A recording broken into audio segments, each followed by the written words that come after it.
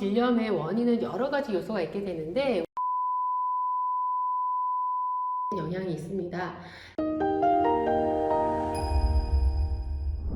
엄마 손은 약손, 어서오세요. 엄마 약사입니다. 오늘은 만성 질염에서 벗어나는 법에 대해서 말씀드리려고 합니다. 제 질염 영상을 보게 되면은 질염이 자꾸 재발이 돼요, 또 힘들어요 하는 그런 댓글들이 많이 있는데요. 왜 이렇게 질염으로 고생하는 분들이 많을까요? 질염에 대한 영상이 궁금하시면 오른쪽 카드를 클릭하시면 확인하실 수 있습니다. 질은 공기 외부와 이렇게 접촉되는 부위인 피부라든가 소화기와 마찬가지로 이런 외부 물질을 막기 위해서 많은 미생물들이 이렇게 분포를 하고 있습니다. 그런데 특히 여성의 질 같은 경우에는 유익균이 95% 이상을 차지를 하게 되는데요. 그만큼 여성의 질은 유익균이 중요합니다.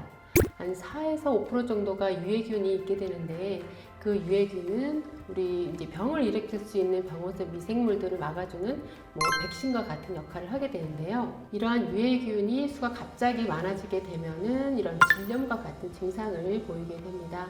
그래서 칸디다균 같은 경우에도 이 수가 많아지게 되면 칸디다성 질염을 보이게 되는데 우리가 만성 질염이라고 했을 경우에 만성 칸디다성 질염인 경우가 대부분입니다.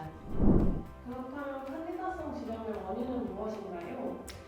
칸디다성 질염의 원인은 여러 가지 요소가 있게 되는데 우선 면역력이 좀 떨어졌다거나 호르몬과 관련된 영향이 있습니다.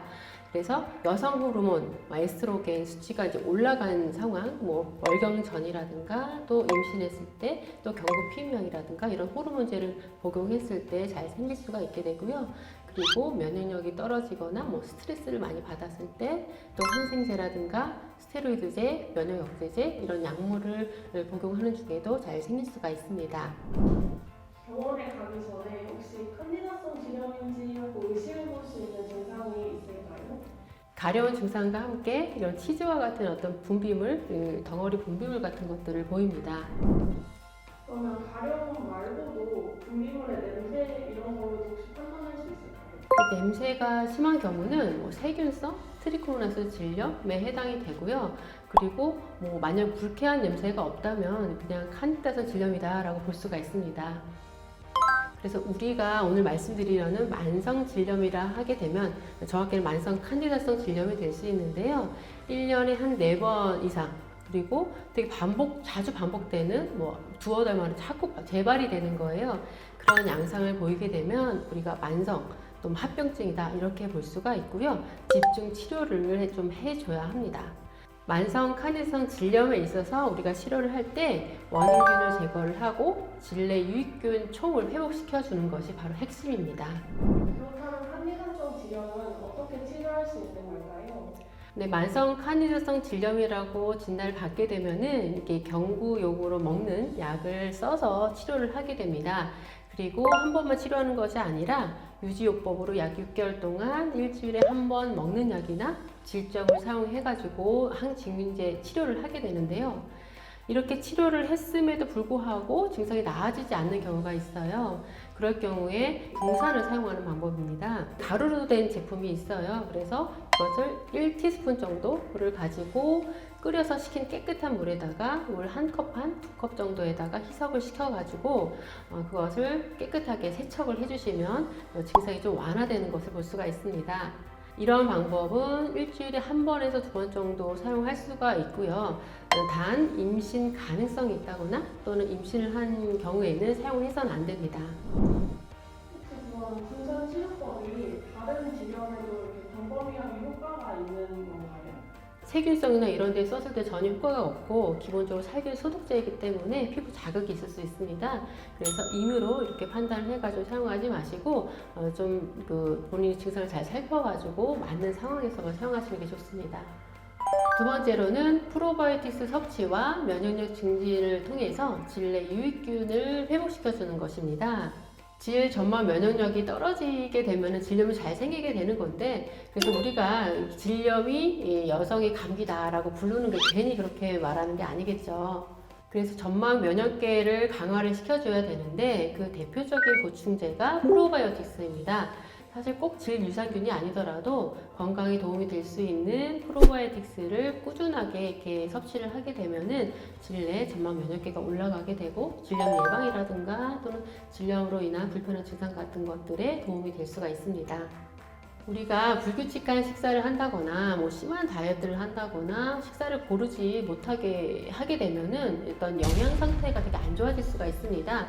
그러면 우리가 면역력도 같이 떨어지게 되는데 이럴 경우에는 뭐 일부러라도 비타민 A라든가 비타민 B라든가 아연이라든가 또 뭐 초유라든가 또 뭐 홍삼 이런 영양을 좀 보충을 해주고 면역력을 올려줄 수 있는 그런 제재를 먹는 것이 좋습니다. 그렇다면 질염과 관련돼서 이렇게 질내 삽입형 제품들이 많이 나오고 있는데 이런 거는 괜찮은 걸까요? 직접적으로 어떤 효과를 보기 위해서 직접 삽입형 제품들이 나오고 있는데요. 인하를 시켜준다거나 또 pH를 좀 낮춰주는 기능을 하게 되는데 이 칸디다성 질염 같은 경우에는 사실 약산성, pH가 약산성을 유지를 하기 때문에 이런 pH를 조절해주는 기능에 있어서는 도움이 되지가 않고요. 뭐 세균성이라든가 트리코모나스 질염 같은 경우에는 이 질내 환경을 pH를 올리기 때문에 약산성 환경을 만들어주는 것이 도움이 될 수가 있습니다. 그리고 칸디다성 질염 같은 경우에는 탐폰이라든가 잦은 성교라든가 이런 부분이 이 질염의 발병 위험도를 올린다고 되어 있기 때문에 이런 자꾸 삽입형의 제품을 빈도수를 높여가지고 자주 사용하는 것만 좀 피하시면 될 것 같습니다. 제가 약국에서 만성 질염 환자 상담을 많이 했었는데요. 이렇게 질염이 만성화되는 경우에는 여러 가지 요인이 해당이 됩니다. 스트레스를 많이 받는다거나 영양 상태가 되게 안 좋다거나 또는 여러 호르몬의 작용이라든가 환경, 식습관 이런 것들이 많이 관여가 돼가지고 이런 어려움을 겪게 되는데요. 그리고 단순히 질염 증상만 있는 것이 아니라 소화기 문제라든가 또는 어떤 여드름 뽀루지 같은 것도 잘 나게 되고 이런 피부 질환 또 면역 질환 이런 것들이 같이 동반돼서 나타나기 때문에 전반적으로 내 몸의 상태를 살펴보는 것이 필요합니다. 그래서 만성 질염 같은 경우에는 원인균만 제거를 하고 면역력은 돌보지 않다거나 또는 면역력만 올린다고 뭐 약물을 사용하지 않는다거나 해서는 안 되고요. 원인균 치료와 또 면역력 개선을 위해서 질내 유익균층을 회복시켜주는 것, 그 두 가지를 꼭 명심하셔야 합니다. 유독 질염 관련돼서 인터넷에 보게 되면은 정보들이 많이 있어서 혼란스러우실 수 있을 텐데요. 내 몸의 증상을 잘 살펴서 여성 스스로 건강을 지키는데 오늘 영상이 도움이 되었기를 바랍니다.